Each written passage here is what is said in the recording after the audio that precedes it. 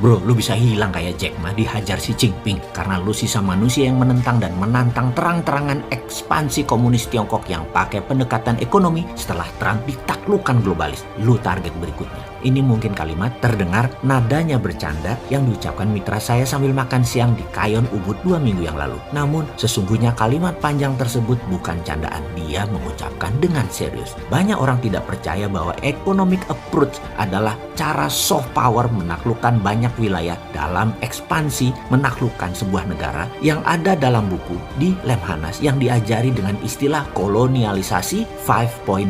Pengajarnya dulu adalah mentor saya, pejabat senior dunia intelijen pensiunan bintang 2. Kemarin dia pun kembali menanyakan status di sosmed IG terbaru saya yang mengupload karikatur bergambar seorang terpidana akan dihukum mati dengan kepala bola lampu, yang mana semua yang hadir dan yang menghakimi serta yang mengeksekusi adalah berkepala lilin. Dengan kalimat di pojok kiri yang arti sederhananya adalah mereka berusaha menjatuhkan kamu karena kamu berbeda, di mana kalimat di bawahnya ada kalimat tambahan dari Bosman. New Mind berjuang berat di awalnya melawan penguasa kebenaran sementara para Old Mind. Semangat! Maka saya berkata kepada mitra saya bahwa ke depan informasi yang Bosman akan berikan masuk ke sesi kedua dari cara cerdas bernegara yang sudah hampir 500 video kita terbitkan dan tuliskan ini selama 1,5 tahun. Sesi kedua ini lebih merincikan Mardigunation, sebuah konsep bernegara new mind. Kita tahu old mind dan old system doesn't work, harus diubah, diganti,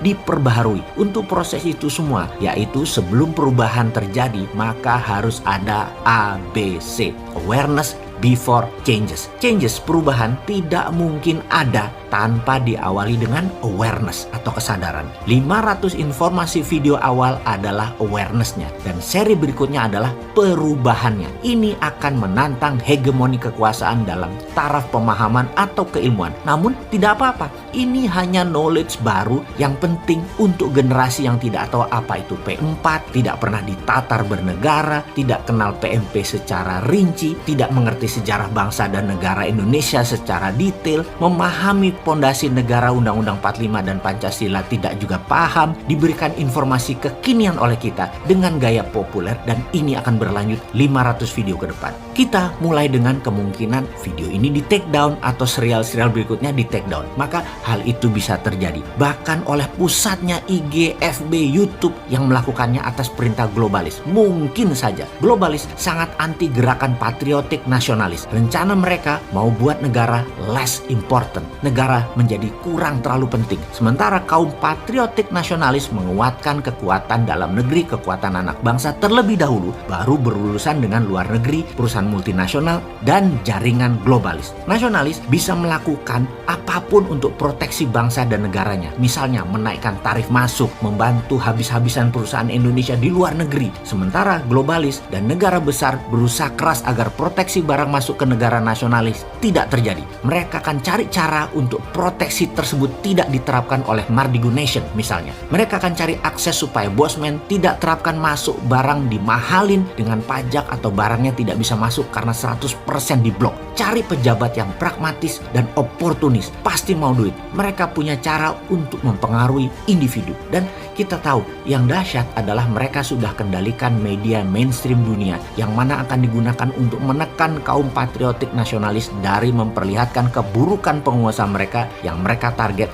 karena tidak nurut, lalu memperlihatkan kebaikan produk mereka dan manfaat kerjasama dengan globalis tersebut. Berulang-ulang melalui media mainstream dunia yang di setiap negara mereka punya relay penyambung beritanya. Lihat saja media utama di Indonesia selalu merelay apa perpanjangan tangan media mainstream dunia di dalam memberitakan sebuah informasi. Tidak akan mungkin punya jurnalis di semua negara lalu melakukan reporting langsung atau analisa langsung. Mahal bos. Enaknya merelay, menyambungkan berita utama dunia yang hanya ditranslate mentah-mentah bahasanya. Jadi kalau mereka ingin COVID misalnya diberitakan menakutkan, di Italia ada lockdown menakutkan, di Wuhan orang bertumbangan di jalan bagaikan zombie, mereka bisa putar di mana-mana seperti di awal tahun 2020 kemarin, dan segera seluruh dunia menyebarkan berita ini dan menakut-nakuti seluruh dunia dengan cara yang sama. Sekarang Trump rubuh dan berita COVID menjadi lokalan. COVID menjadi pandemi berhasil hilang karena pemerintah setempat pintar. Kalau tak terkendali ya karena cara para pengelola pandemiknya salah. Tapi pelepasan COVID pertama dan niat mereka kendalikan dunia saat ini sudah selesai. Tujuan mereka sudah tercapai. Mereka saat ini memanen hasilnya. Itulah masalah patriotik nasionalis yang berhadapan dengan negara besar, negara superpower, dan globalis. Jadi kita bagaimana? Ikuti para globalis dan negara besar, takluk dengan GBHN negara kuasa, atau